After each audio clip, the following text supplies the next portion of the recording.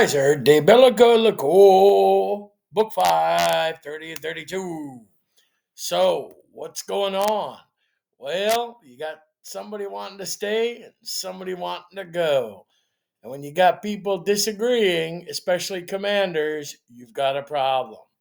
So,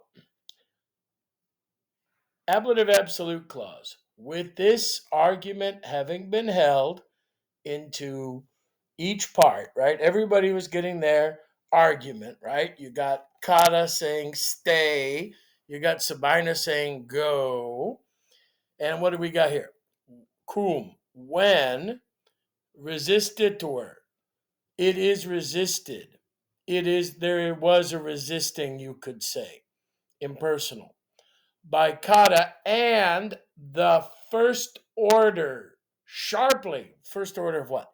These are the centurions. These are the guys who actually know what is going on. And these guys are saying, hey, this is stupid to leave. Why would we leave camp? Why would we listen to an enemy? So when this happens, Sabinus says, haha, well, fine. Win if you want to. Win this battle if you want to. And notice Caesar says, he said that with a very or quite clear comparative voice, very loud voice, so that the great part of the soldier boys, ex audire subjunctive, could hear it. It's a purpose clause. So Sabinus is now going to be a demagogue. He's going to try and get the soldier boys outside the tent on his side so that they say, oh, yeah, let's leave. This is not how you run an army. This is not how you run a family.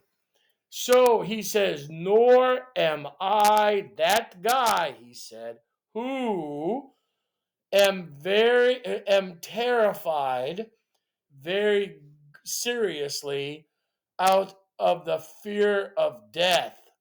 And this is probably Wobbe's out of you, right? Out of you. I'm not terrified by the fear of death, which is garbage. He was terrified by the fear of death, but he's saying, oh, I'm a brave man. These shall know. Who's these? The soldier boys who are listening in. If C after Alice after go away after C and A. So if something more serious would happen, right? This is a subjunctive, right? Let them, or this is plu future, I guess, will have happened. They will ask. They will ask future the reason from you. The reason from you. Who's the? These are the guys who are going to ask these questions. These guys, the soldier boys.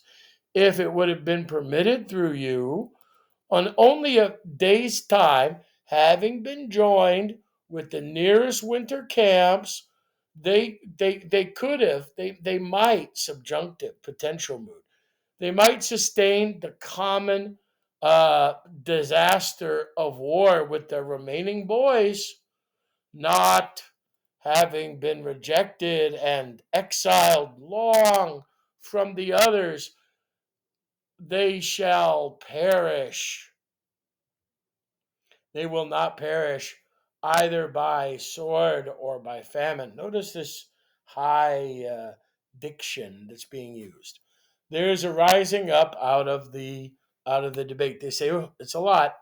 They comprenderant utrum. They grab each other. They hug each other, and they beg that in direct command that they that they not lead they not lead the thing, which is the thing, the command that they have, into the greatest danger by their dissension, ablative, and by their stubbornness. Indirect statement clause. It's an easy thing. Whether subjunctive, they stay, or subjunctive, they go, probably subordinate to indirect statement clause. It's an easy thing. No matter what, hey, it's going to be easy. If only, see modem, they would everybody would think the same thing and would approve the same thing. We got to be unified even if it's a bad decision. Now, this is Caesar saying, hey, guess what? Unity sucks if it's the wrong decision. So, against wise, they see in direct statement clause that there is nullum salutem, no safety in dissension. So the matter is perducator, led through to the middle of the night, to midnight in disputation. They're arguing it. At last, Cotta, the guy who was smart, gives up his hands, having been moved. He throws up his hands and he says, fine, I give up. The opinion of Sabinus wins. Notice that short sentence. That's very powerful. This is the doom, by the way. So it is announced. It's a subjunctive. It's volative, perhaps. Let it be announced at first light. They're going to go away. Indirect statement clause. Now, that means at first light, this is midnight. They only got like 6 hours to get these 6,000 men, these 8,000 men, however many men it is, up and running. That's a lot of guys to get going. And as a result, you see what you got. Here's what you got. Consumator. It is consumed. What's consumed? The remaining part, reliqua pars, of the night is consumed by watches or watchfulness. Everybody's up. Everybody's up. When each soldier boy, conspicuret, was looking around at Sua, his stuff. He's got to figure out what quid he was able to carry with him. So, in other words, indirect question clause. And what he was forced to leave behind out of the baggage of the winter quarters. So these guys, they got to travel light. They got to travel real light. They got to figure out what they need to take with them. So guess what they're going to be like, oh, I wish I had my picture of grandma. Oh, I really wish my fluffy toy. Or all their stuff, their money, everything else. All things are being thought through. Now that's a problem. You don't give soldier boys a chance to think. They're infantry. That means infants don't speak, don't think, just do. Whether they could remain indirect question clause, right? Not nor without danger, or that the danger periculum is being increased. Notice danger is repeated. Is increased by the tiredness of the soldiers and all this wakefulness. In other words, hey, well, you can't be a good soldier if you got less than like an hour of sleep. You're tired out. They just went through a battle the previous day. Come on, man, we're tired. Thusly, at first light, proficuscuntur, they leave out of camp. As if, right? Probably a result clause.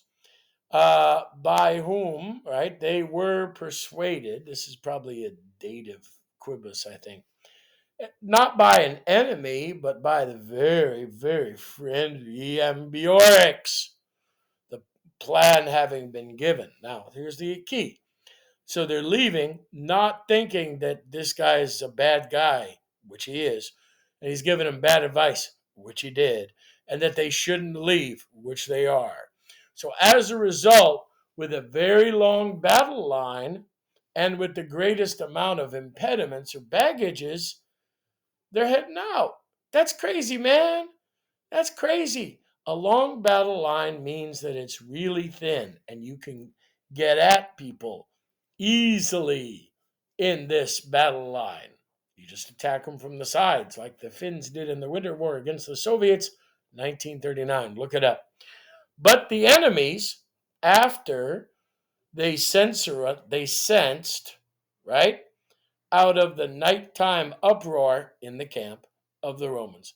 And by all the wakefulness about the leaving out of them, they said, hey, these guys are so stupid, they're actually leaving. Wow, this is great. Ablative absolute clause. With ambuscades or traps having been located in two parts in the woods, in an opportune and hidden location around 2,000 of paces from the camp. They were, which is I think a little longer. Maybe the ambuscades are 2 miles away. They were awaiting the advent of the Romans, and when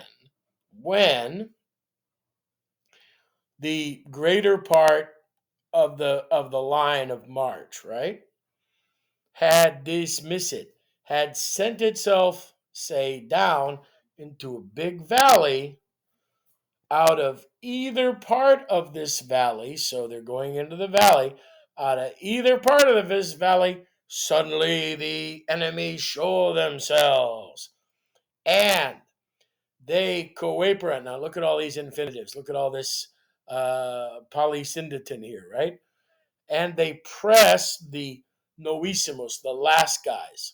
So the last guys who are coming into the valley, just as they're walking in, they attack them from the top of the hill.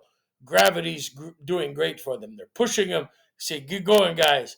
And the enemies, there's no escape. And the first guys, well, they prohibit the first guys from getting out of the valley. This is called the Valley of Death. This is called a killing zone. And they commit, this is the tricolon crescens right here, this is the rising three-liner, and they commit the battle in a very unequal place for our boys. So our boys have a very unequal place. Why?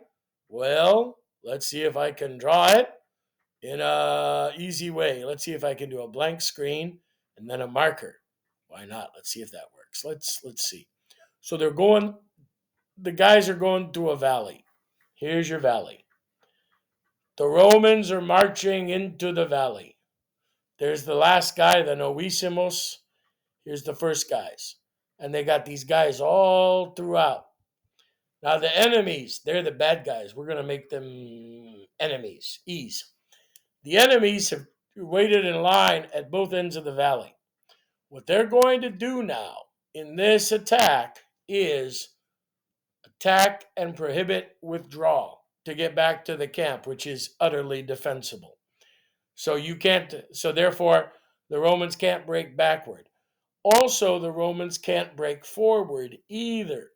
Now realize this is just the 2D version. If we looked at the 3D version, oh my goodness, Reverend Greg's going wild. Here's the 3D version. And we'll do it topographical.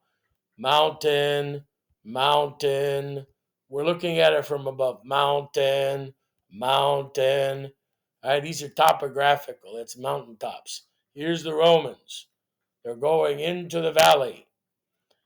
As a result, their back end is blocked, their front end is blocked, and what do the Eburones do?